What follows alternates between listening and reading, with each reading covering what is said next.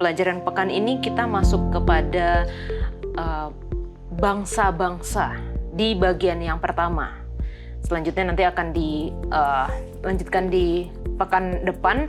Tetapi kita akan melihat bagaimana dari mulanya ketika kejadian Tuhan menciptakan Adam dan Hawa dan akhirnya mereka jatuh di dalam dosa, dari satu sumber Adam dan Hawa. Di dalam pelajaran sekolah sahabat yang sudah kita pelajari ini, yang salah satu cara untuk merusak kekudusan itu adalah ketika digabungkan cara pemerintahan gereja dengan pemerintahan negara sipil. Gereja harus tetap kudus, gereja harus tetap independen, gereja harus tetap terpisah dari negara.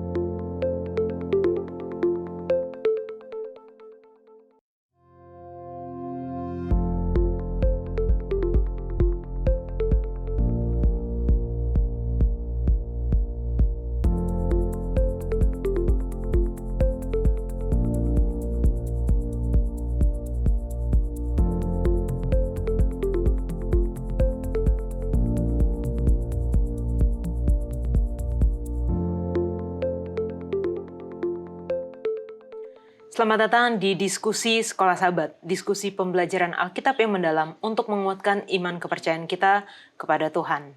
Kita bertemu kembali di dalam diskusi Sekolah Sahabat yang sepanjang triwulan ini, triwulan kedua tahun 2025, kita membahas mengenai cara mempelajari nubuatan. Dan terima kasih untuk teman-teman yang sudah hadir di studio, akan menemani bersama-sama untuk berdiskusi pembelajaran pekan ini. Dan tentunya kami senang juga untuk dapat menyapa teman-teman yang telah menuliskan di kolom komentar YouTube channel Diskusi Sekolah Sahabat. Untuk yang pertama, boleh minta kesediaan dari JD untuk membacakan. Yang pertama ada dari Risma Wuli Elvina. Terima kasih atas diskusi Sekolah Sahabat yang memberikan pencerahan. Amin. Lalu yang selanjutnya ada Gertri Susanti Manik. Amin. Semoga setia sampai Tuhan datang. Amin. Ada juga dari akun Christ in You. Terima kasih atas pelajaran diskusi Sekolah Sahabat. Kiranya Tuhan memberkati. Yang selanjutnya ada dari Nelfred Geoffrey. Amin. Amin. Sangat membantu saya untuk lebih memahami pelajaran minggu ini. Amin. Puji Tuhan. Oke, ada dari Willis Sui. Amin. Puji Tuhan. Terima kasih diskusi yang sangat-sangat baik. Semoga menjadi berkat kepada semua pendengar. Tuhan memberkati. Salam kami dari Gereja SDE Ulu Dusun, Sandakan, Sabah. Amin. Yang berikut ada dari Eva Pelaupesi. Amin. Terima kasih atas penjelasan tentang kasih dan keadilan Allah kepada tim Kak Yola. Dan terlebih saya ucapkan terima kasih atas penjelasannya yang disampaikan oleh Pendeta Heski Wauran. Sangat terberkati. Tuhan memberkati kita semua. Amin. Dan yang terakhir ada dari Ronli Gurinda. Terima kasih. Sekolah Sahabatnya, Tuhan Yesus memberkati. Amin, puji Tuhan. Pendeta Heski, silakan. Ya, ada dari Risti Bola. Terima kasih atas pembahasan Sekolah Sahabat yang sangat menolong. Tuhan selalu berkati kita semua dari Jemaat Lalau NTT Distrik Rote. Amin. Kemudian ada Alfrite Mawuntu. Firman yang sangat menguatkan. Thank you dan salam dari Loma Linda. Dan terakhir ada Putri Makenuai. Tolong doakan untuk Sekolah Sahabat cabang Ondili, Ido, ASEI besar di Sentani Timur, khususnya di Papua Mission, Kabupaten Jayapura. Terima kasih. Amin. Puji Tuhan. Kita senang teman-teman menyaksikan dari berbagai daerah ya, dari tempat masing-masing. Dan bagaimana program ini dapat membantu di dalam pembelajaran Alkitab, pembelajaran Sekolah Sahabat, baik secara pribadi, keluarga, dan juga jemaat. Dan pada kali ini, pelajaran pekan ini kita masuk kepada bangsa-bangsa di bagian yang pertama. Selanjutnya nanti akan dilanjutkan di pekan depan. Tetapi kita akan melihat bagaimana dari mulanya ketika kejadian Tuhan menciptakan Adam dan Hawa dan akhirnya mereka jatuh di dalam dosa, dari satu sumber Adam dan Hawa bisa melahirkan berbagai bangsa. Kita akan melihat ceritanya, kita akan melihat sejarahnya, dan kita akan melihat apa hubungannya bangsa-bangsa ini dengan nubuatan di dalam Alkitab. Akhir dunia, banyak yang telah meramalkannya. Berbagai buku, artikel, video, website didedikasikan untuk nubuatan membuat banyak prediksi, termasuk penetapan tanggal tentang peristiwa-peristiwa akhir. Namun dalam setiap kasus, prediksi-prediksi itu tidak menjadi kenyataan. Lalu apa cara terbaik untuk menafsirkan nubuatan Alkitab? Elemen kunci dalam memahami nubuatan akhir zaman ini adalah Daniel 2, yang tidak hanya berisi garis besar sejarah nubuatan, tetapi kunci penafsiran untuk membuka maknanya juga. Daniel 2 menggambarkan 4 kerajaan dunia, Babel, Media Persia, Yunani, dan Roma, bergerak dalam suatu urutan tak terputus sepanjang sejarah, sampai setelah kedatangan Yesus yang kedua kali, Tuhan mendirikan kerajaannya yang kekal. Dengan perspektif sejarah sebagai landasan untuk memahami nubuatan, kita akan mempelajari simbol, gambaran, kiasan, cara menafsirkan nubuatan Alkitab yang membuka kebenaran nubuatan dan peristiwa-peristiwa akhir dunia.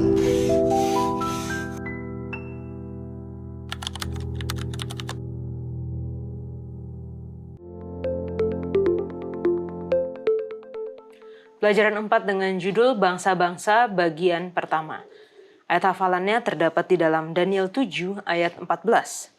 Lalu diberikan kepadanya kekuasaan dan kemuliaan dan kekuasaan sebagai raja, maka orang-orang dari segala bangsa, suku bangsa, dan bahasa mengabdi kepadanya.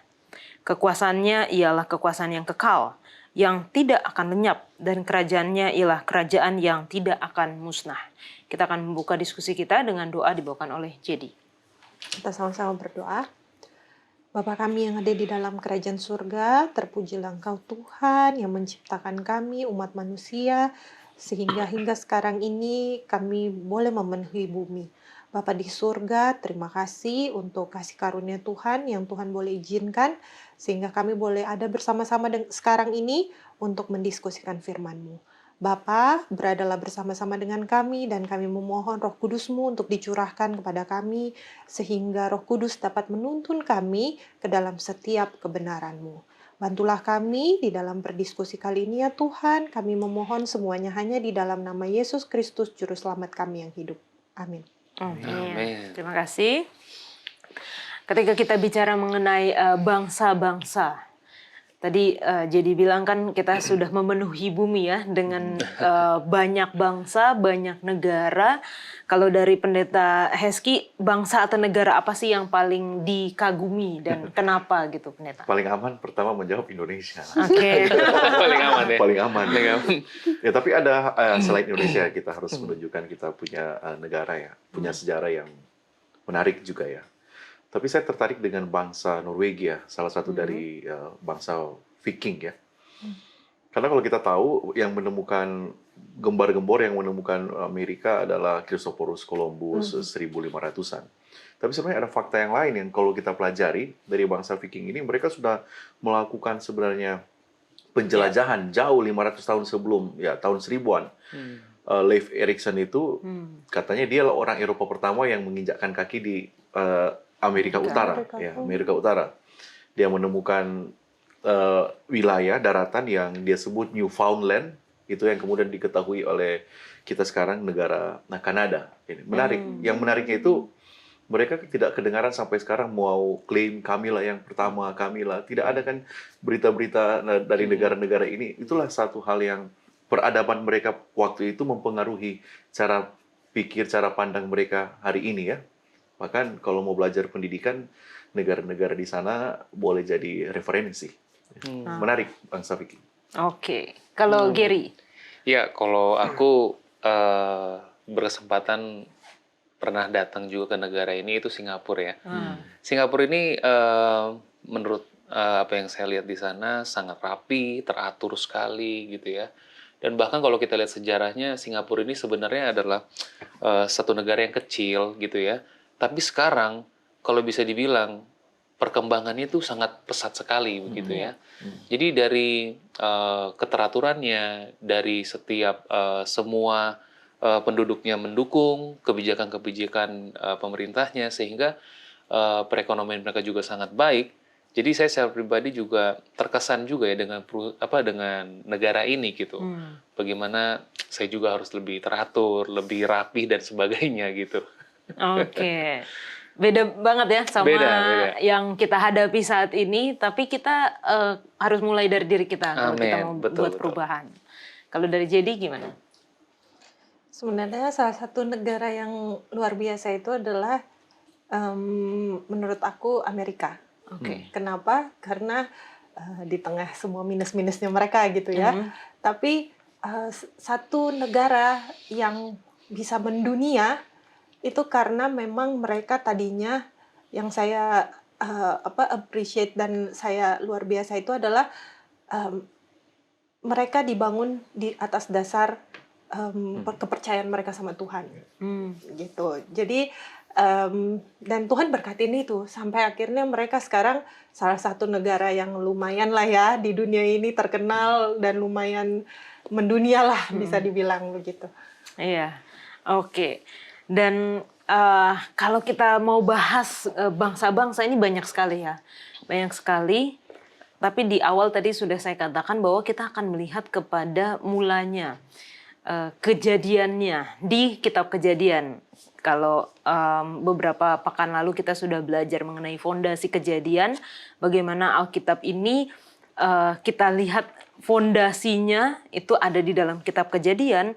Kita mau lihat juga bagaimana bangsa-bangsa ini mulai ada, dan kita akan menemukan satu nama yang cukup familiar, walaupun nggak kalau yang jarang baca Alkitab mungkin akan bingung juga siapa dia. Tapi kalau yang pembaca Alkitab pasti tahu gitu nama ini, yaitu Nimrod.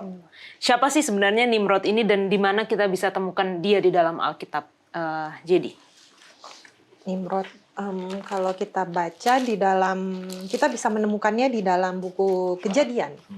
Masih di dalam buku Kejadian, Kejadian 10 ayatnya yang ke-8 sampai ke-12. Bisa dibacakan mungkin yang pertama, ayat yang ke-8, Kus mempunyai anak, Nimrod. Dialah penguasa pertama di bumi. Ayat ke-9, seorang pemburu perkasa di hadapan Tuhan. Sebab itu orang berkata, seperti Nimrod, seorang pemburu perkasa di hadapan Tuhan. Yang ke-10, pada awalnya kerajaannya terdiri atas Babel, Erek, dan Akkad, semuanya di tanah Sinear. Dari negeri itu ia pergi ke Asyur, lalu mendirikan Niniwe, Rehoboth-ir kalah. Ayat yang ke-12, dan Resen di antara Niniwe dan Kala itulah kota yang besar. Jadi kalau dari ayat ini, ternyata si Nimrod ini anaknya, pertama anaknya Kush, keturunannya Ham. ya. Lalu habis itu, dia itu adalah seorang pemburu katanya, perkasa. Dan juga dia itu berarti yang mendirikan kota ya. Gitu, kota-kota yang besar. Dia benar-benar ya kotanya ini bukan cuma satu ya, banyak sekali gitu yang dia dirikan. Kalau yang dulu kita tahu mungkin dia yang mendirikan Babel ya, tapi ternyata banyak kota-kota selain Babel yang didirikan oleh Nimrod ini. Ya, Apa pengaruh dari Nimrod dan kota-kota ini di dalam sejarah Alkitab, Gary? Iya, jadi seperti yang disampaikan JD ya, bahwa kalau di dalam ayat yang ke-9 saya tertarik di situ dikatakan seorang pemburu perkasa di hadapan Tuhan katanya ya. Mungkin kalau kita lihat sekilas ini seolah-olah seperti seseorang yang datang kepada Tuhan gitu ya. Seperti hal yang positif. Tetapi sebenarnya kalau kita mau pelajari lagi dalam pelajaran sekolah sahabat kita, jadi dikatakan Nimrod ini justru dia mau mengambil alih seolah-olah bumi ini atau kota-kota yang dia bangun ini adalah miliknya dia, gitu ya, atau semua berada di dalam kuasanya si Nimrod ini, gitu. Nah, mungkin kalau kita lihat dari arti namanya Nimrod itu sendiri, dia punya dua arti, yaitu rebellion dan valiant, atau bisa dikatakan dia ini pemberontak dan juga berani, gitu ya.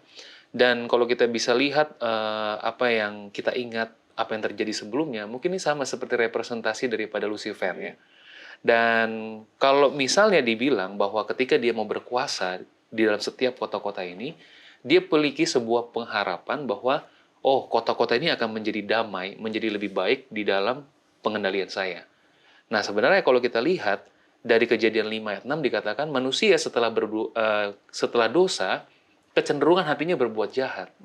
Nah, makanya sahabat kita mengatakan ketika manusia mau mencoba mengambil kota-kota itu dari Tuhan dengan harapan bahwa ada kedamaian, ada lebih baik dan kebahagiaan dan sebagainya, justru dikatakan tidak terjadi seperti itu. Justru semakin banyak kejahatan-kejahatan yang terjadi. Gitu. Ya, Nimrod kan tidak banyak ya di dalam Alkitab. Hanya berapa kali? Hanya 3 atau 4 kali kemunculannya di dalam Alkitab. Jadi bukan sosok yang terlalu digembar-gemborkan. Tapi walaupun dia tidak di-mention banyak kali dalam Alkitab, tapi keturunannya kan kita bisa lihat dampaknya. Babel, Asyur, itu hasil dari karya arsitek Nimrod. Apa yang sudah dikatakan oleh Jerry dan Gary, saya tidak masuk ke situ lagi. Saya hanya mau melihat sisi yang lain dari Nimrod ini adalah dia adalah arsitek bukan hanya sekedar membangun kota, tetapi dia itu arsitek dalam sistem pemerintahan. Apa itu sistem pemerintahan? Manusia itu mengedepankan kepada kekuasaan dan ambisi. Gantinya bergantung dan bersandar kepada Tuhan. Jadi dampak dari apa yang dilakukan oleh Nimrod, namanya mungkin tidak banyak diceritakan, hanya di Perjanjian Lama. Tetapi dampak yang dia lakukan adalah mungkin sampai sekarang ini. Sistem pemerintahan itu lebih kepada ambisi dan kekuasaan, gantinya bersandar kepada Tuhan. Itu kan. Dia terlibat di dalam pembangunan Menara Babel karena dia membangun kota Babel, Asyur dan sebagainya. Gagah perkasa, berani melawan pimpinan Tuhan, itulah Nimrod. Mungkin itu yang bisa saya tambahkan dari sosok yang menjadi arsitek sistem pemerintahan manusia yang mengedepankan ambisi dan kekuasaan. Iya, bahkan buku Sekolah Sahabat kita menyatakan juga Niniwe ya, artinya Niniwe. Salah satu kota yang kita tahu ceritanya nanti di kitab-kitab selanjutnya, ternyata ini pendirinya adalah seorang Nimrod yang juga mendirikan Babel, tadi pendeta sudah katakan yang terkenal juga Asyur gitu. Jadi kita bisa melihat bagaimana pengaruh dari Nimrod dan apa yang dia lakukan kepada sejarah baik di dalam Alkitab maupun sejarah bumi ini. Kita tahu cerita mengenai Menara Babel dan kita tahu bagaimana Menara Babel didirikan seolah-olah seperti mau melindungi diri dari air bah yang Tuhan buat di sebelumnya, di masa sebelumnya. Dan kita juga mempelajari dalam buku Sekolah Sahabat kita bagaimana manusia seringkali mencari solusi bagi masalahnya sendiri. Dan bukan hanya di zaman itu, bahkan sampai zaman sekarang kita seringkali juga gitu mencari solusi sendiri karena merasa Tuhan sepertinya tidak berbuat apa-apa. Nah, bagaimana kita bisa tahu kapan kita harus menunggu? Kan kita nggak mungkin juga ya dalam ini kehidupan kita nggak buat apa-apa juga gitu. Oh, biar Tuhan yang mengerjakan, biar Tuhan yang melakukan, biar Tuhan yang bertindak, contohnya seperti itu. Tapi bagaimana kita tahu kapan kita harus menunggu dan kapan kita harus berusaha? Jadi. Menarik pertanyaannya. Kalau aku ngerasa memang aku juga nggak tahu sebenarnya kapan kita harus menunggu atau kapan kita harus yang berusaha sekali. Tapi aku mencoba untuk melihat dari ayat Alkitab, dari Mazmur 46, ayatnya yang ke-10. Mazmur 46 ayat yang ke-10. Oke. Dikatakan Oke. Sebentar. Oke, ayat yang ke-11. Mohon maaf, bahasa Inggrisnya ayat 10, tapi kalau di ITB-nya ayat yang ke-11. Dikatakan, diamlah dan ketahuilah bahwa akulah Tuhan. Kalau bahasa Inggrisnya, be still and know that I am God. Jadi kadang kita tuh banyak sekali keseringannya adalah sebelum melakukan sesuatu itu kita udah pikirin duluan, baru nanti ujung-ujungnya kalau gagal baru nanti Tuhan. Kenapa bisa begini Tuhan? Maksudnya gimana gitu kan? Tapi kalau kata Tuhan kita disuruh diam, be still and know katanya, dan kenalah Tuhan seperti apa. Maksudnya be still jadi apa? Gitu kan? Maksudnya diam itu katanya di situ, diamlah itu apa maksudnya? Nah, boleh kita baca di dalam Mazmur juga yang ke-25. Mazmur yang ke-25 ayat 4 sampai 5. Coba kita lihat. Saya bacakan ya. Ya. Beritahukanlah jalan-jalanmu kepadaku ya Tuhan. Tunjukkanlah itu kepadaku. Bawalah aku berjalan dalam kebenaran-Mu dan ajarlah aku. Sebab Engkaulah Allah yang menyelamatkan aku, Engkau ku nanti-nantikan sepanjang hari. Oke. Kalau di dalam terjemahan bahasa Inggris di King James Version yang Engkau ku nanti-nantikan sepanjang hari itu I will wait all day katanya. Jadi saya akan menunggu itu sepanjang hari. Menunggu itu kan identik dengan tadi kan, be still itu maksudnya ya udah diam gitu kan. Tapi ternyata kalau kita memang diam, itu dikatakan untuk apa kita diam? Supaya Tuhan bisa memberitahukan jalan-jalannya di ayat yang keempat. Lalu ajarlah jalan-jalan Tuhan itu kepadaku dan tuntunlah aku berjalan dalam kebenarannya Tuhan. Jadi kadang kita pikir kita diam itu nggak melakukan apa-apa. Tapi harusnya memang ketika kita diam supaya kita bisa mendengarkan Tuhan tuh mau bicara kita tuh bagaimana gitu. Jadi untuk mengambil suatu keputusan atau yang lain itu kita diam dulu, kita tanya Tuhan supaya kita tahu apa yang harus kita lakukan selanjutnya. Oke. Iya, ini menarik sekali ya. Jadi memang ketika solusi itu keluar dari manusia, itu udah pasti gagal. Makanya Yesus atau Tuhan mengatakan bahwa rancanganku adalah rancangan damai sejahtera. Jadi kita harus percaya kepada rancangan Tuhan yang pertama. Lalu pertanyaan yang tadi selanjutnya adalah kapan kita harus menunggu dan kapan kita harus bertindak dan sebagainya. Kalau untuk menjawab itu, saya teringat dengan kisah bangsa Israel. Ketika mereka pertama kali keluar dari Mesir, ketika dia bertemu dengan Laut Teberau, di situ berbeda kondisinya ketika bangsa Israel sudah mau sampai di tanah perjanjian, dia bertemu dengan Sungai Yordan, ya kan? Dan ketika dia bertemu dengan Laut Teberau, di situ Tuhan buka dulu, baru mereka jalan, ya kan? Tapi kalau di Sungai Yordan dikatakan di dalam Yosua 3 ayat 14 sampai 16, di situ dikatakan ketika kaki mereka tercelup, ya kan, baru terbuka gitu. Jadi dengan kata lain saya berpikir begini, bahwa ketika saya harus mengambil keputusan atau mengambil keputusan adalah ketika saya sudah tahu bahwa ini adalah sesuai dengan firman Tuhan, ya kan. Lalu kalau misalnya dulu bangsa Israel dia harus dibuka dulu, dia belum memiliki experience yang jelas dengan Tuhan, gitu kan. Sehingga Tuhan harus buka dulu sama dia. Makanya dia harus menunggu, mengizinkan Tuhan yang melakukan dulu. Jadi pengalaman kita setiap hari dan mengerti kehendak Tuhan itu penting bagi kita di dalam mengambil keputusan. Dan makanya Yesus bilang, ujilah segala sesuatu. Jadi ketika itu sudah kita uji, lalu Amsal 8 ayat 20 mengatakan kalau ada hukum di situ, firman Tuhan di situ, ada kebenaran. Ya kan?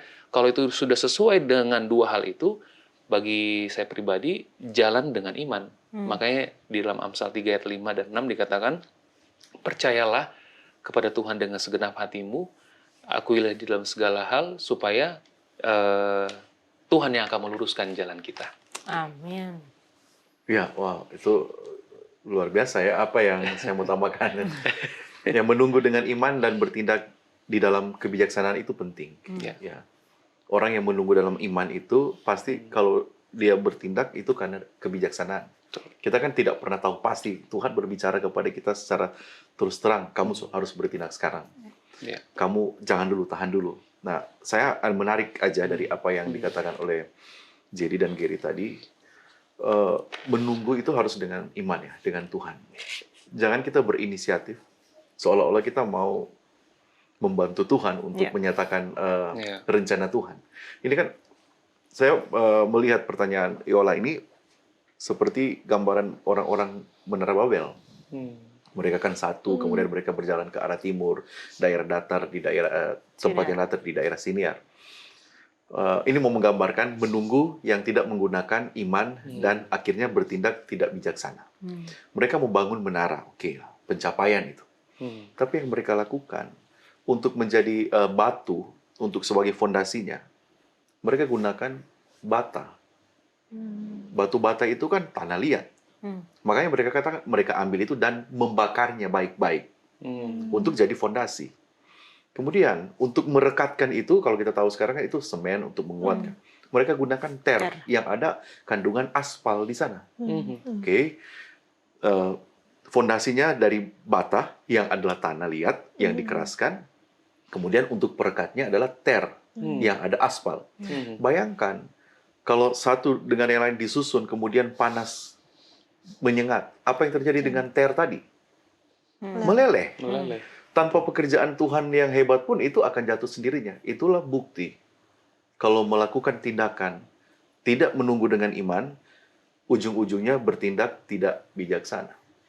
Itu kecelakaan sendiri kan. Kita mau mencoba, saya mau berinisiatif sendiri, mau bantu Tuhan istilahnya ya. Ada banyak tokoh dalam Alkitab. Nanti janji Tuhan kepada saya tidak jadi ini. Saya mau coba. Itu mungkin berikut kita akan lihat. Oke, terima kasih Pendeta. Luar biasa yang kita dapatkan. Teman-teman jangan kemana-mana karena setelah ini kita akan melanjutkan diskusi kita.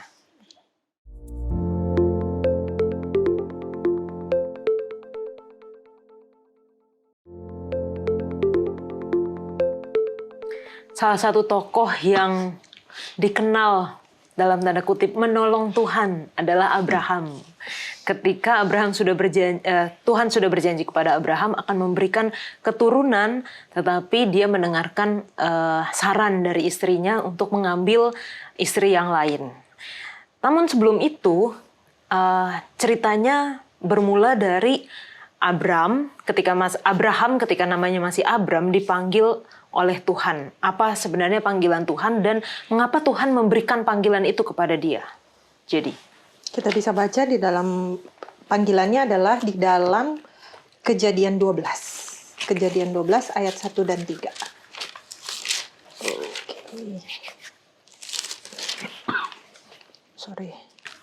Oke, saya bacakan. Berfirmanlah Tuhan kepada Abram, pergilah dari negerimu dan dari sanak saudaramu dan dari rumah bapamu ke negeri yang akan kutunjukkan kepadamu. Aku akan membuat engkau menjadi bangsa yang besar dan memberkati engkau serta membuat namamu masyhur dan engkau akan menjadi berkat.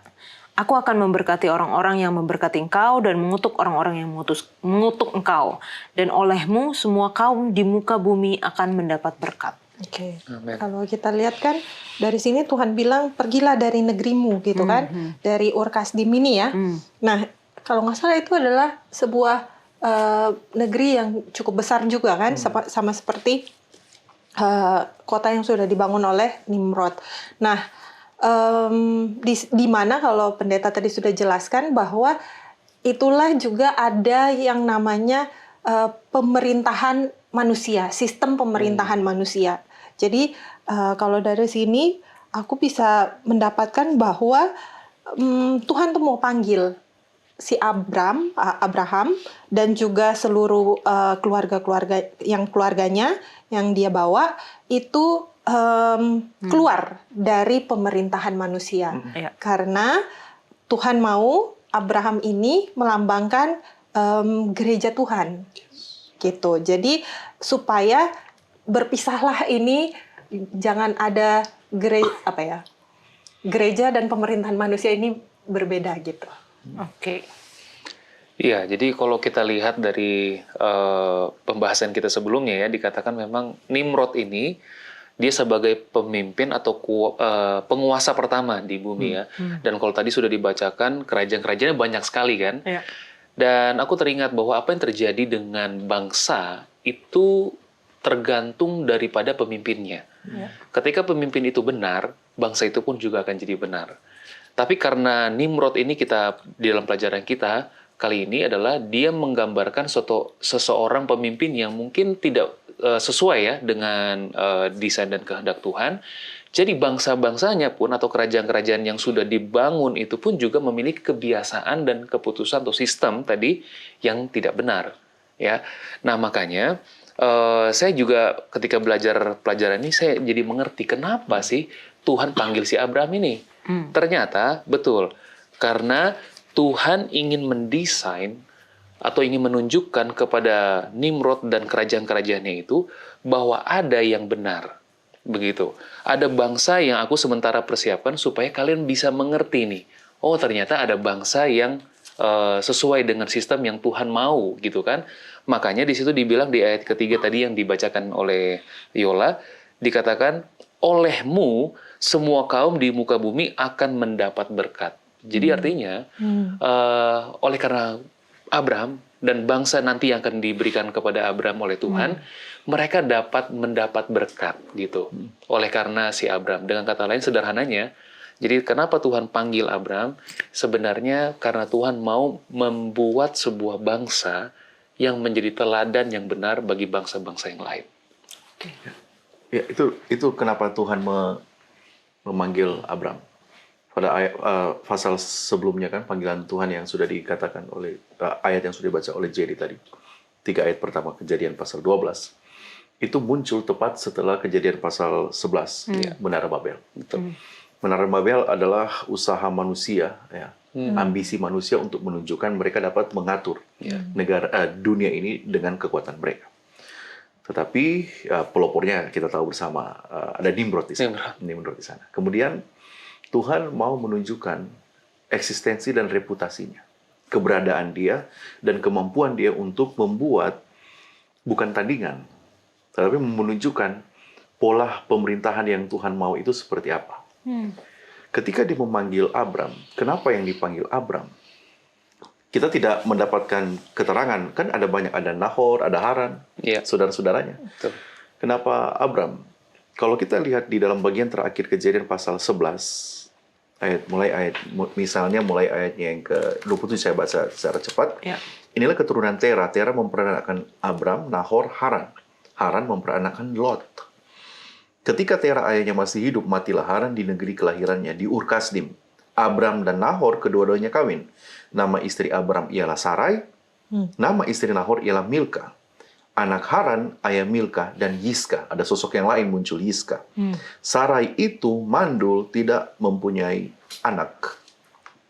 Ada yang mengatakan Yiska itu adalah nama lain dari Sarai. Karena Yiska ini hanya satu kali muncul, setelah itu tidak ada lagi.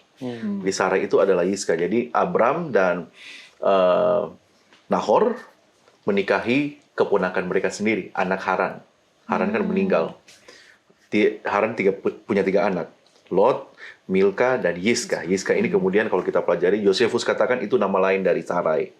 SDA Bible Commentary katakan itu juga nama lain dari Sarai. Jadi, baik Nahor dan Abram menikahi keponakan mereka, anak abang mereka. Haran itu abang mereka. Kenapa Abram dipanggil? Di dalam cerita yang sudah kita lihat tadi, 27 sampai 29, Haran memiliki anak. Kemudian Abram diceritakan istrinya mandul. Itu barrenness ini mempengaruhi kemandulan Sarah ini. Jadi itu adalah limitasi. Saya mau hubungkan dengan pelajaran ketiga ya sebelumnya ya. Limitasi. Kalau bangsa Babel membangun menara itu oleh karena mereka merasa mereka hebat, ingat tadi kebijaksanaan yang keliru. Tuhan memanggil caranya berbeda ketika dia mau memilih umatnya. Di dalam Yeskiel pasal 16, Tuhan memanggil Yerusalem menjadi istrinya kan?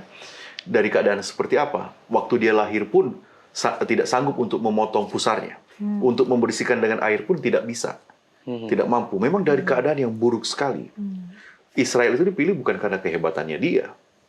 Kemudian Tuhan memakaikan mereka jadi perhiasan, tapi oleh karena kecantikan lah mereka meninggalkan Tuhan. Itu juga gambaran dari Lucifer. Nah, pola itu juga yang Tuhan pakai. Tuhan memanggil Abram dari limitasinya dia.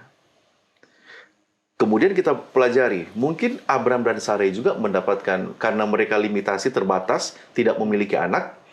Di dalam Alkitab kan banyak cerita orang yang tidak memiliki anak mendapatkan tindakan-tindakan yang tidak menyenangkan.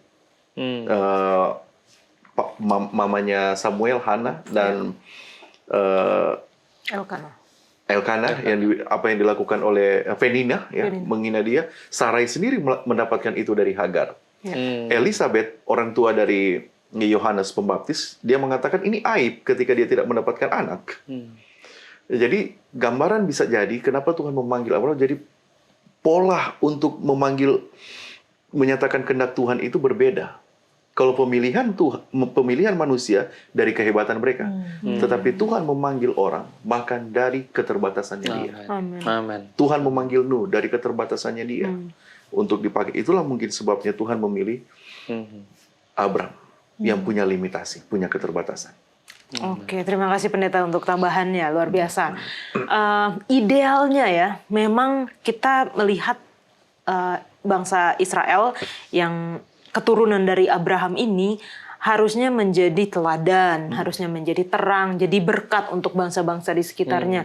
Jadi percontohan lah istilahnya ya. Sebuah bangsa yang tidak memiliki sistem pemerintahan manusia, memiliki raja yaitu sang pencipta sendiri, harusnya ini menjadi istilahnya teladan, di mana bangsa-bangsa lain akan melihat dan mau mengenal Tuhannya bangsa ini gitu. Tapi apa sebenarnya harapan Tuhan kepada bangsa Israel yang Tuhan tahu bahwa apa yang Tuhan mau rencanakan kepada bangsa ini akan gagal. Bukannya Tuhan yang menggagalkan ya, enggak. Tapi Tuhan dalam kemahatauannya, Tuhan tahu bahwa bangsa ini pada akhirnya akan gagal. Kenapa Tuhan tetap memilih gitu Abraham dan keturunannya, yaitu bangsa Israel? Jadi,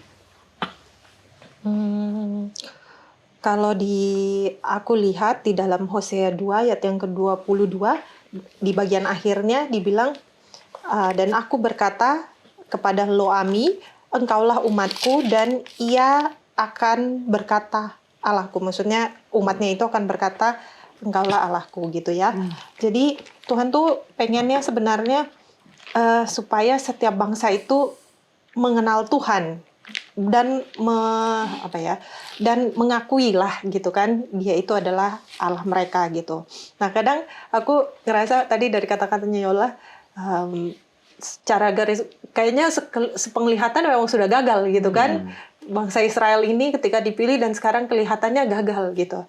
Tapi ada satu kutipan yang pengen aku bacakan dari sebuah buku, dikatakan bukanlah wewenang manusia untuk memperkirakan pengaruh rekan kerjanya. Janganlah seorang pun berdiri jauh-jauh dari saudaranya dengan sikapnya yang seolah-olah berkata aku lebih suci daripada kamu. Kita tidak dapat membaca hati manusia. Tuhan tidak akan mengakui dengan persetujuan upaya siapapun untuk mengukur diri mereka dengan orang lain menurut standar manusia. Dialah hakim yang olehnya setiap orang akan dihakimi menurut pekerjaannya. Hanya dia yang dapat membedakan antara kayu, jerami, dan tunggul, hasil rancangan manusia, dan emas, perak, dan batu-batu mulia dari doktrin-doktrin sejati tentang kasih karunia yang datang melalui Yesus Kristus. Biarlah kebenarannya sendiri yang ditinggikan. Jadi maksudnya aku ngerasa mungkin sepenglihatan manusia itu gagal. Tapi kalau di dalam Ayub 42 ayat 2 dikatakan rancangan Tuhan itu tidak pernah gagal. Gitu. Jadi kelihatannya itu memang gagal, tapi buktinya walaupun dengan seakan-akan gagal, tapi tulisan yang ada di dalam Alkitab itu menginspirasikan kita bahwa bangsa Israel itu tetap jadi kesayangannya Tuhan dan tidak gagal. Oke. Iya, jadi Ya, kalau aku sih setuju ya bahwa bukannya kegagalan ini Tuhan yang desain gitu. Jadi kembali lagi, Tuhan memanggil Abraham adalah untuk misi yang baik, misi yang sangat mulia gitu. Tetapi ketika mungkin tadi seperti kata JD bahwa mungkin seperti terlihat gagal, itu sebenarnya kembali lagi kepada pilihan yang diberikan kepada manusianya ini yang dipanggil. Ya. Nah, kalaupun itu terjadi, seolah-olah yaudah gagal misinya Tuhan gitu ya. Tapi tidak. Kenapa Tuhan tetap terus mengerjakan panggilan ini kepada umat-umat pilihan ini adalah menunjukkan kepada bangsa-bangsa yang lain juga bahwa ketika kita memiliki dosa atau memiliki kegagalan, Tuhan tetap terus menerima kita gitu. Jadi kalau kita lihat pertentangan yang besar sebenarnya adalah karena dari sisi si jahat ini menuduh bahwa Tuhan itu udah nggak kasih lagi gitu ya, adalah Tuhan yang jahat dan sebagainya. Tapi dengan cerita ini kita bisa melihat lagi bahwa memang benar Tuhan itu adalah kasih. Gitu. Pendeta, pada akhirnya kan bangsa Israel tergoda untuk mau mengikut bangsa-bangsa lain yang memiliki raja manusia. Jadi tanpa mereka sadari, mereka sedang menggantikan Tuhan, menggantikan Allah yang seharusnya menjadi raja mereka. Bagaimana di dalam kehidupan kita sekarang, jika kita tidak hati-hati, Allah bisa digantikan gitu. Tadi yang dikatakan Gary, saya sangat setuju. Tuhan itu akan tetap setia. Ya, karena kegagalan manusia itu tidak bisa membatalkan kesetiaan Tuhan. Amin. 2 Timotius 2 ayat 13 itu ya, jika Amin. kita tidak setia, dia tetap setia. Dan dia tidak akan menyangkal hal itu. Nah, kesalahpahaman melihat Tuhan mengakibatkan kita memilih untuk mengganti Tuhan dengan yang lain. Orang Israel kan begitu. Enak ya mereka, bangsa-bangsa lain, ada rajanya. Ya kan? Wah enak ya, kalau lihat-lihat kan seperti itu. Iya, iya. Tuhan tidak mendesain orang Israel itu memiliki raja pemerintahan dunia. Tapi oleh karena segala sesuatu Tuhan manjakan dengan mereka. Mereka minta berikan kami raja, oke, ini saya berikan. Tetapi konsep pemerintahannya berubah. Ikutlah pemerintahan yang dibuat oleh Nimrod, yang cinta, ambisi dan kekuasaan, gantinya bersandar kepada Tuhan. Pola pemerintahan Tuhan itu tetap sama ketika mereka meminta raja bagi kami. Tuhan berikan, tapi jangan lupa ya, yang memerintah itu tetap saya. Nah, raja-raja inilah yang terikut dengan permainan manusia-manusia yang ada pada saat itu. Kegagalan memahami Tuhan dengan rencananya akan membuat kita pergi kepada mengganti Tuhan itu. Luar biasa. Artinya kita butuh pengenalan akan Tuhan ya. Umatku binasa karena kurang pengenalan, karena tidak mengenal Tuhan. Makanya kita di sini diskusi Sekolah Sahabat, makanya kita mempelajari Alkitab supaya kita mengenal Tuhan, supaya kita tidak salah langkah, apalagi sampai menggantikan Tuhan. Jangan kemana-mana, kita lanjutkan setelah yang satu ini. Amin.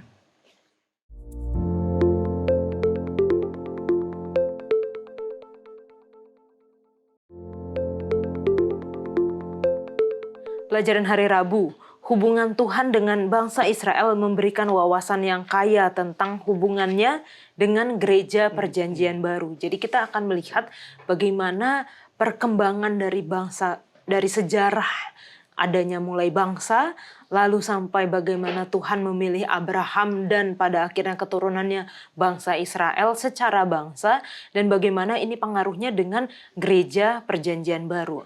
Di dalam Matius 20 ayat 25-28 dikatakan, tetapi Yesus memanggil mereka lalu berkata, kamu tahu bahwa pemerintah-pemerintah bangsa-bangsa memerintah rakyatnya dengan tangan besi, dan pembesar-pembesar menjalankan kuasanya dengan keras atas mereka.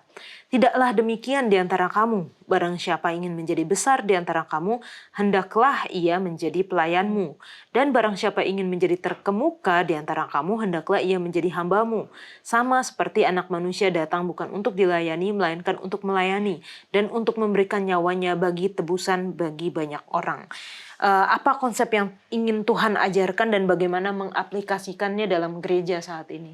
Jadi, Kalau dalam gereja jelas ya kayaknya Tuhan itu maunya kita itu menjadi pelayan, bukan yang dilayani gitu kan. Jadi kadang aku punya pengalaman di mana ada teman kami punya adik. Adiknya ini bisa dibilang agak apa ya, punya keterbatasan lah gitu.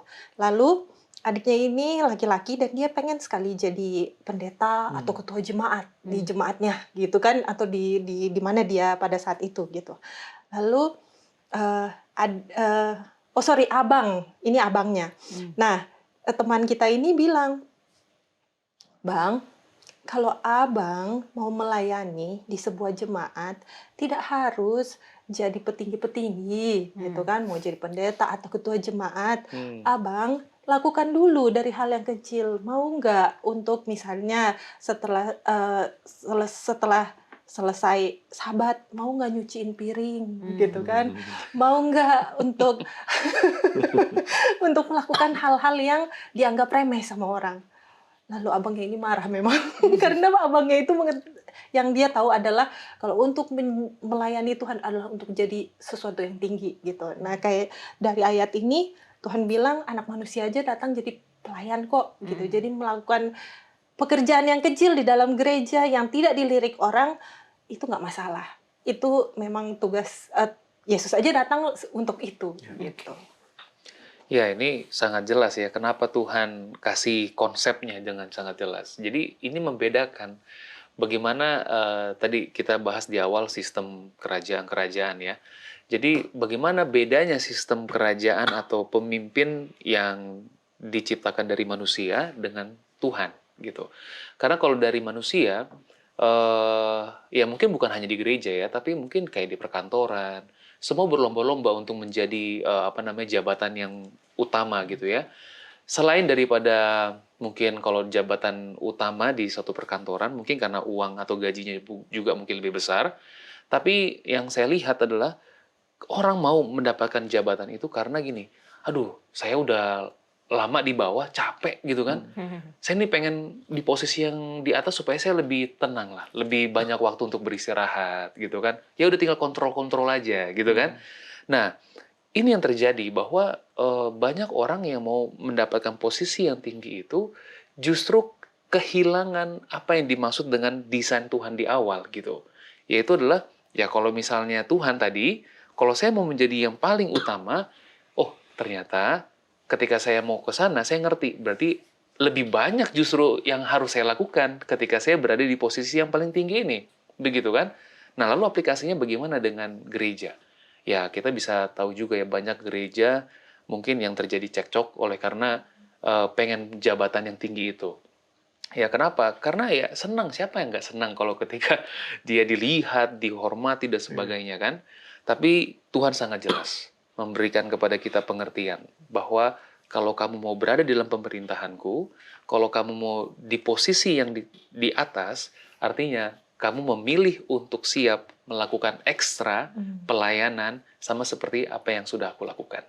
Gitu. Oke, saya jadi ingat nih cerita saya pernah melihat seorang ketua jemaat dan memiliki posisi yang tinggi di dalam perusahaan. Ketika selesai gereja, dia beresin bangku dan dia nyapu gitu.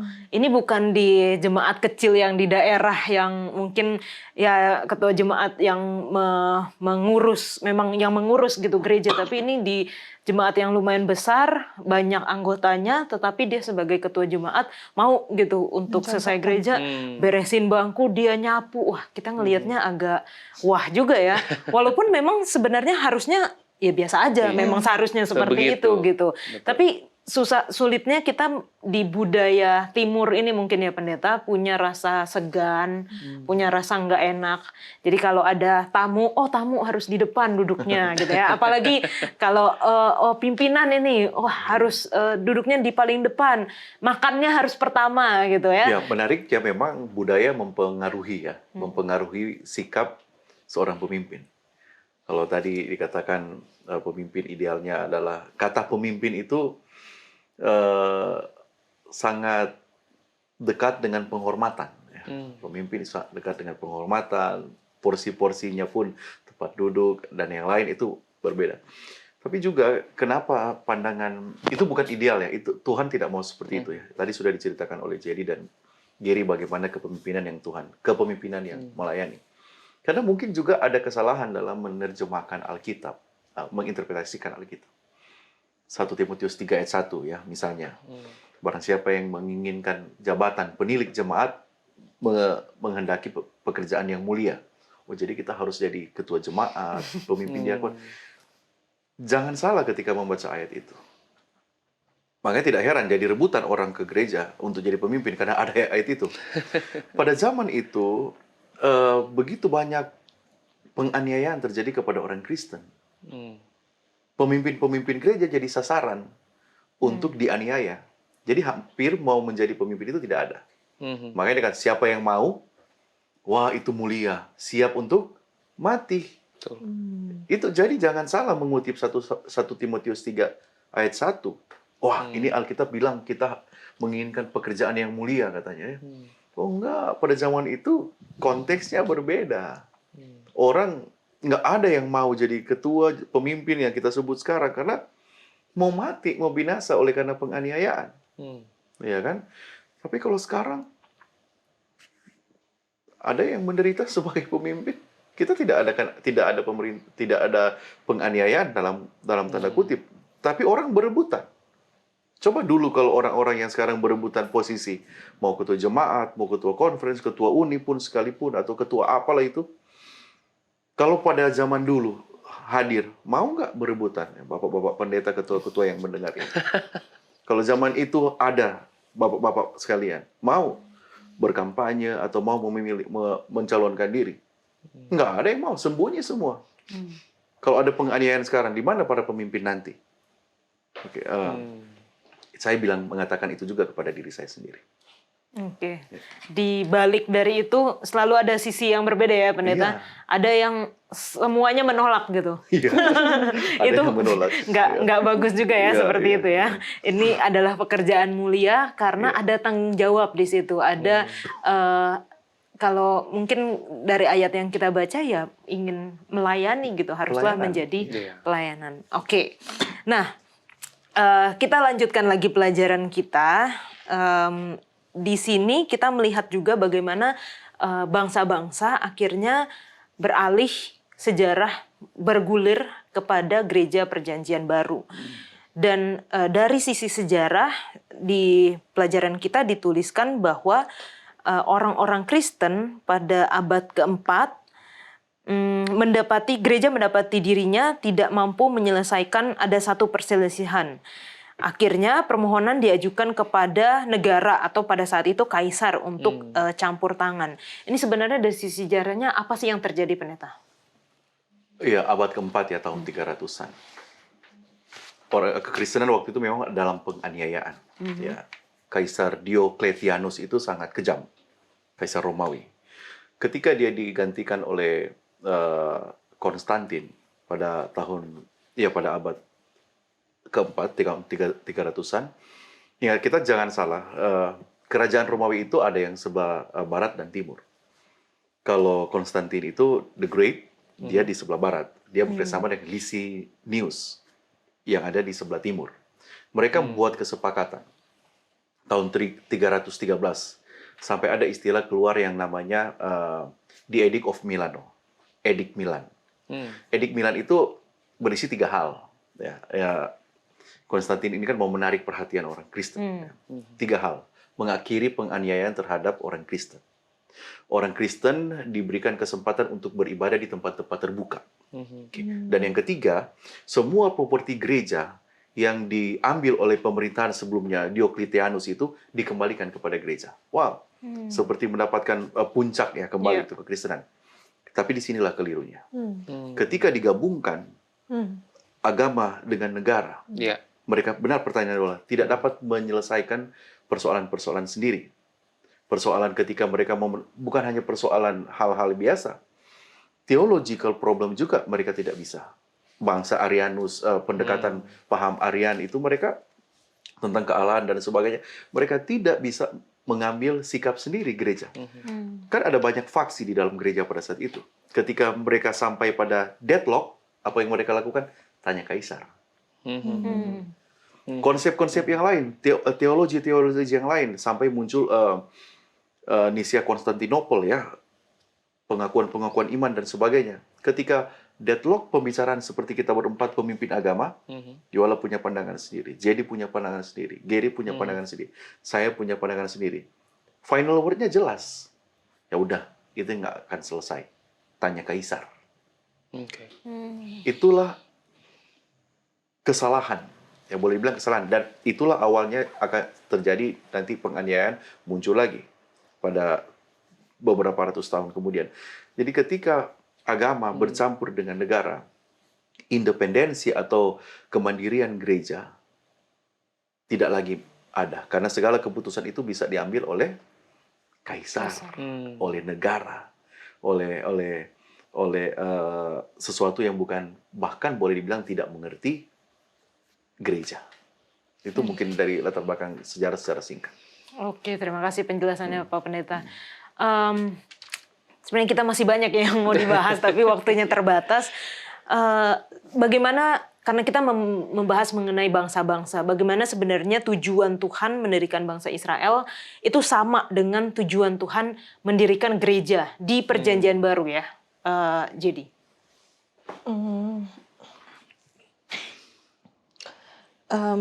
Yang menarik itu kalau kita balik lagi ke kita balik ke Nimrod. Nimrod itu kan dia pembangun kota ya, kota-kota besar gitu. Nah, Pak Pendeta tadi sudah sampaikan kalau dalam government manusia, pemerintahan manusia itu kalau aku baca ada di satu buku dibilang katanya yang penting di dalam negara itu adalah hukum-hukumnya dan juga biasanya ada paksaan di situ.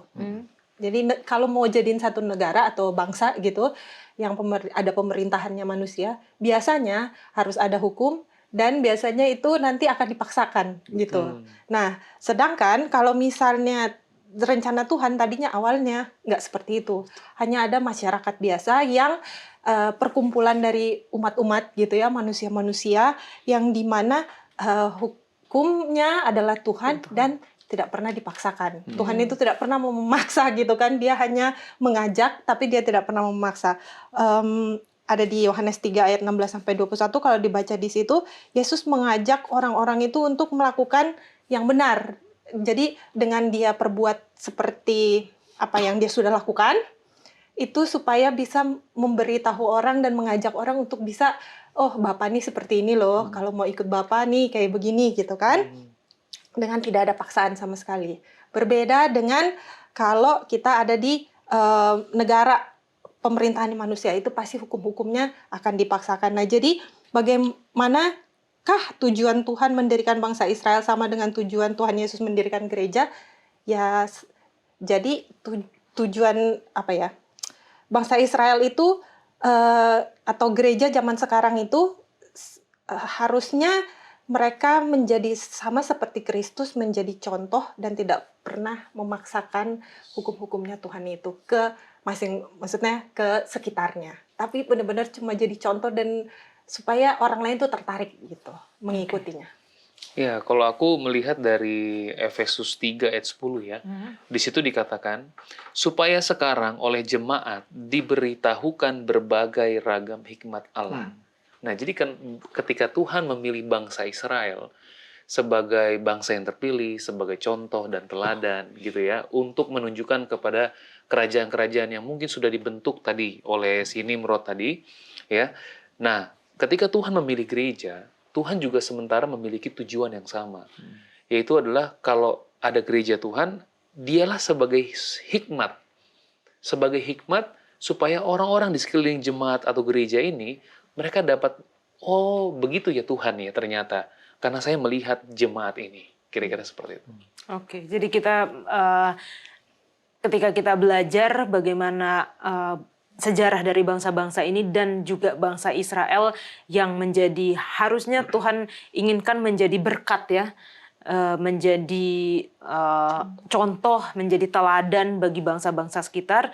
Itu juga yang harus kita lakukan sebagai gereja saat ini, menjadi contoh, menjadi teladan, menjadi berkat bagi orang-orang di sekitar kita. Pendeta boleh berikan kesimpulan untuk pelajaran kita. Kesimpulan sudah berbicara kita ya. Jadi bangsa-bangsa yang ada pada cerita yang sudah kita pelajari sampai kepada Tuhan memanggil Abraham dan menjadi gereja yang kemudian Yesus dirikan sendiri, kita harus ingat sama seperti Yesaya pasal 49 ayat 6 untuk menjadi terang. Pembawa terang sebenarnya, karena yang terang itu Tuhan, kita hanya reflektornya. Kemudian kita akan menjadi, gereja itu menjadi imamat, ya, perwakilan umat kepada Tuhan. Nah, kalau bilang menjadi pembawa terang dari Tuhan dan menjadi imam bagi bangsa-bangsa, itu ada satu kata di sana, holiness, kekudusan. Gereja harus tetap menjaga kekudusannya. Dan di dalam pelajaran sekolah sahabat yang sudah kita pelajari ini, yang salah satu cara untuk merusak kekudusan itu adalah ketika digabungkan cara pemerintahan gereja dengan pemerintahan negara, sipil. Gereja harus tetap kudus, gereja harus tetap independen, gereja harus tetap terpisah dari negara. Mungkin demikian. Baik, terima kasih Pak Pendeta. Pembahasan kita masih akan berlanjut ya di pekan depan, di mana bangsa-bangsa bagian 2. Saya harap bisa bertemu kembali dengan teman-teman di sini supaya kita bisa nyambung nih pembahasannya. Teman-teman yang memiliki pertanyaan sehubungan dengan pelajaran kita ataupun pelajaran triwulan ini, silahkan tinggalkan di kolom komentar YouTube channel Diskusi Sekolah Sahabat dan kita akan membahasnya.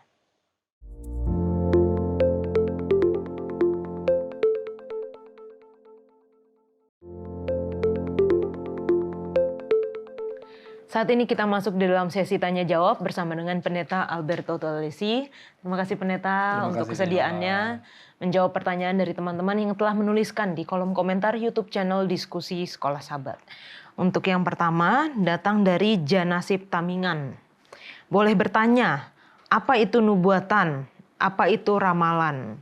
Gimana Pendeta? Baik, terima kasih banyak untuk pertanyaan yang bagus sekali dari Janasib Tamingan. Baik, kita akan lihat apa kata Alkitab ya. Nah, yang pertama prinsipnya adalah bahwa Allah ingin menyampaikan pekabaran-pekabaran kepada manusia agar manusia dapat selamat, agar dapat mengenal Dia. Contoh misalnya saya baca ya, Ibrani 1 ayat 1. Setelah pada zaman dahulu Allah berulang kali dalam pelbagai cara berbicara kepada nenek moyang kita dengan perantara nabi-nabi. Jadi Allah ingin memberitakan pekabaran-pekabaran. Apa itu nubuatan? Contoh saja yang tercatat dalam Wahyu 1 ayat 1. Boleh Kak Yola tolong baca? Oke, Wahyu 1 ayat 1. Wahyu 1 ayat yang pertama. Inilah wahyu Yesus Kristus yang dikaruniakan Allah kepadanya supaya ditunjukkannya kepada hamba-hambanya apa yang harus segera terjadi. Dan oleh malaikatnya yang diutusnya, ia telah menyatakannya kepada hambanya Yohanes. Baik. Jadi ini adalah apa yang akan terjadi. Dan ini diberitakan kepada semua umatnya. Dan ketika kita boleh ayat 3 lanjut Kak Yola. Berbahagialah ia yang membacakan dan mereka yang mendengarkan kata-kata nubuat ini dan yang menuruti apa yang ada tertulis di dalamnya. Sebab waktunya sudah dekat. Baik, terima kasih Kak Yola. Jadi dengan mempelajari nubuatan ini, kita boleh mengetahui apa yang akan terjadi kata firman Tuhan dalam kitab Wahyu 1 ayat yang pertama. Lalu ayat yang ketiga itu akan mendatangkan kebahagiaan bagi orang yang mendengar, lalu juga menuruti akan perkataan-perkataan dalam nubuat ini. Beda dengan ramalan. Kalau jadi berarti, coba saya satu lagi ayat, Yola boleh tolong baca. 2 Petrus 1 ayat 20 dan 21. 2 Petrus 1 ayat 20 dan 21. Yang terutama harus kamu ketahui ialah bahwa nubuat-nubuat dalam kitab suci tidak boleh ditafsirkan menurut kehendak sendiri. Sebab tidak pernah nubuat dihasilkan oleh kehendak manusia, tetapi oleh dorongan Roh Kudus orang-orang berbicara atas nama Allah. Baik, terima kasih Kak Yola. Nubuat itu berasal dari Allah. Allah yang mau menyampaikan pekabarannya untuk mendatangkan keselamatan bagi anak-anak manusia, bagi kita semua umatnya. Dan itu adalah tentang apa yang akan terjadi menurut kitab Wahyu 1 ayat 1. Akan mendatangkan kebahagiaan dan keselamatan untuk saya dan saudara. Itu dari Allah. Orang-orang tidak pernah berbicara atas kehendaknya sendiri, tapi oleh dorongan Roh Kudus orang-orang berbicara. Jadi kita tahu bersama ya bahwa ini berarti nubuatan itu adalah berasal dari Allah untuk memberikan petunjuk bagi saya dan saudara tentang apa yang akan terjadi kemudian. Beda dengan ramalan. Kalau ramalan itu bukan oknum ilahi. Tidak keterlibatan oknum ilahi. Itu adalah manusia saja untuk meramalnya. Jadi itu yang mungkin saya bisa sampaikan ke Yola. Terima kasih. Baik, terima kasih Pak Pendeta. Pertanyaan selanjutnya dari Gishesa Channel. Apakah penafsiran nubuatan yang dilakukan oleh orang-orang zaman dahulu seperti Miller dan yang lainnya, pengertian dan penafsirannya dapat berkembang sesuai perkembangan zaman, ataukah penafsirannya sudah mutlak dan tidak bisa berubah lagi? Baik, terima kasih Kak Yola. Jadi, apakah apa yang sudah ditafsirkan di zaman dahulu itu bisa berubah atau enggak? Contoh misalnya, saya kasih contoh soal. Yang ditafsirkan oleh William Miller tentang kedatangan Tuhan itu adalah salah tafsir dari Daniel 8 ayat 14. Ya. Boleh Kak Yola tolong baca Daniel 8 ayat 14? Daniel 8 ayat yang ke-14. Di sini dikatakan, maka ia menjawab sampai lewat 2300 petang dan pagi, lalu tempat kudus itu akan dipulihkan dalam keadaan yang wajar. Nah, orang-orang zaman waktu William Miller hidup di tahun itu, mereka percaya bahwa tempat kudus itu bumi. Jadi kalau tempat kudus dipulihkan, tidak ada lain. Artinya bumi dipulihkan, tidak ada lain peristiwa pemulihan bumi, yaitu Yesus datang. Sehingga akhirnya William Miller menafsirkan pemikiran yang berkembang pada saat itu bahwa tempat kudus adalah bumi. Inilah kesalahan tafsirannya. Tapi Allah itu betapa murah hatinya. Dia langsung, saudara-saudara, sehingga akhirnya ketika itu ditafsirkan dalam nubuatan yang sangat panjang, yang terpanjang dalam kitab suci, 2300 petang dan pagi, dan akhirnya mereka melihat hitung-hitungannya sangat tepat sekali, dan itu tanggal 22 Oktober lah jatuhnya. Tapi pada saat itu tidak terjadi kedatangan Tuhan. Allah yang penuh rahmat, Dia sangat baik, dan Dia memberi petunjuk kepada seseorang yang bernama Hiram Edson. Apa yang terjadi di tanggal itu? Apa yang terjadi dalam peristiwa itu? Ternyata Yesus imam besar.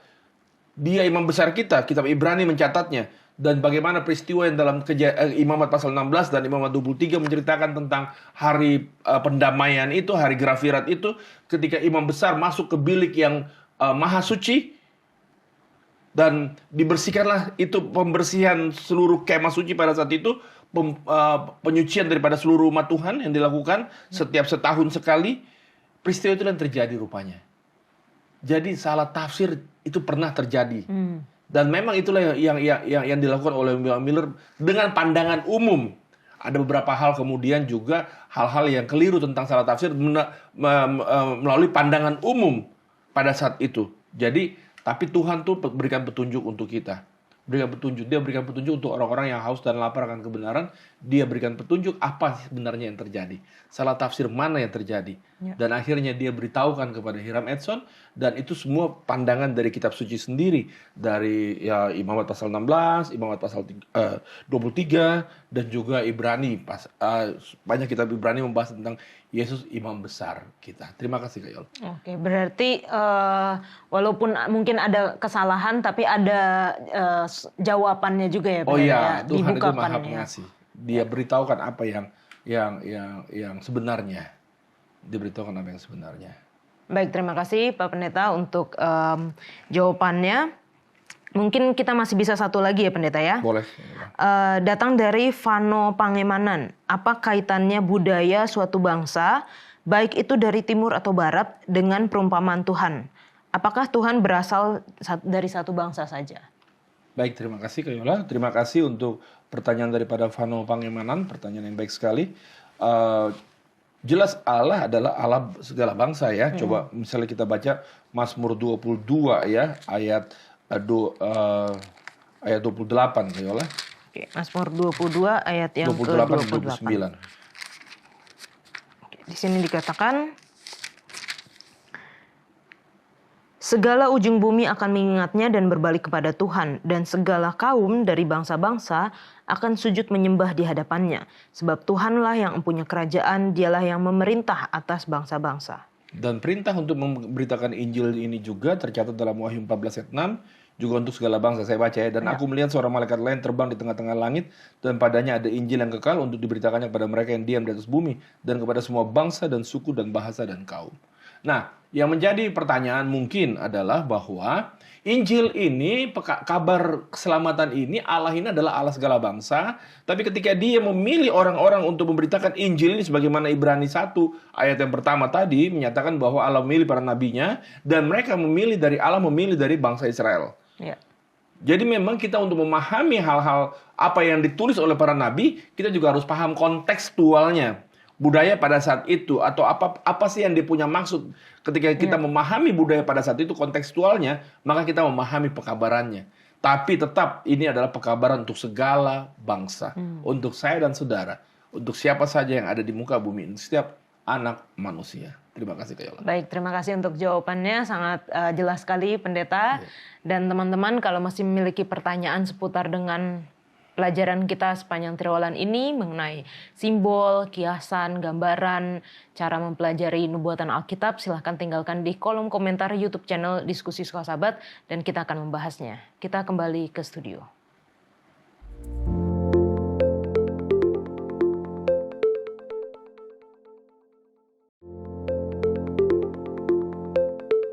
Untuk menutup diskusi kita akan berdoa dipimpin oleh Pendeta Heski.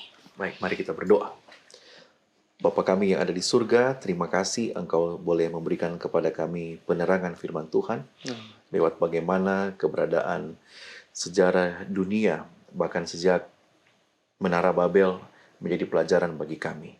Biarlah ini boleh menjadi pelajaran yang bermanfaat, berguna bagi kami untuk tetap menjaga kekudusan gereja, kekudusan kami yang tidak boleh tercampur baur dengan pemikiran-pemikiran dunia. Kami juga berdoa secara khusus pada saat ini untuk Sekolah Sahabat Cabang Ondili Ido Aceh Besar di Sentani Timur, di Papua Mission, Kabupaten Jayapura. Biarlah Tuhan akan menolong umat-umat Tuhan yang ada di sana boleh mendapatkan keberhasilan di dalam pertumbuhan rohani mereka. Terima kasih, jaminan Tuhan adalah berkat bagi kami, yaitu berkat pertumbuhan rohani. Di dalam nama Yesus kami berdoa. Amin.